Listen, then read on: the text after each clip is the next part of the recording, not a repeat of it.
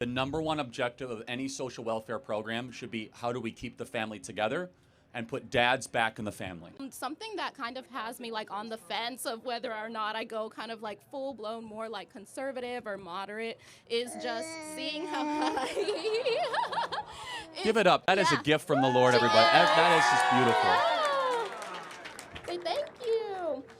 But something that like I've seen and just reading things from like Candace Owens and seeing how like welfare has like really like destroyed like the family unit.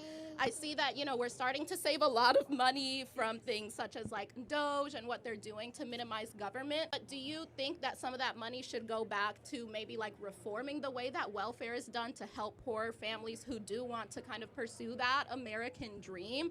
Maybe such as programs like Healthy Start, or there's like a fatherhood program here in Tallahassee me and my family have benefited from to just, promote the family unit. I think, great question. The number one objective of any social welfare program should be, how do we keep the family together and put dads back in the family? That is the number one priority. We don't have to overthink it. Every number gets better for every community if dads are around. Every number gets worse when dads are not around. Unfortunately, in the black community, dads are the most absent of any community. About 2/3 of all black youth will be raised without a stable father around. I know, it's crazy, right?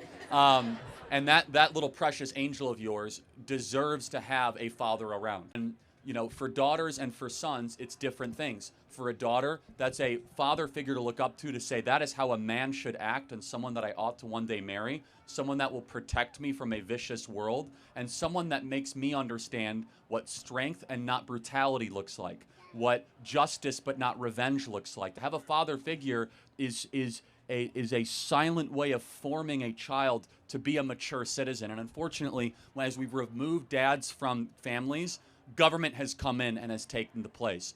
So some people need help and they need social assistance. All of that should be about incentivizing the dad staying around, not the dad leaving. Unfortunately, with welfare, you can get more money for single mother assistance. This is very true. And sure. right, you agree. We're actually subsidizing single motherhood more than we are subsidizing family formation. And so I'm glad to hear about the Fatherhood initiative. And if I may speak to the men out there, you are a coward and a petulant child if you impregnate a woman and abandon her. You have a moral obligation to stay with the women of your choosing, hopefully in the confines of marriage. This idea that men can just abandon women and leave the consequences without any responsibility has been a catastrophe for our country.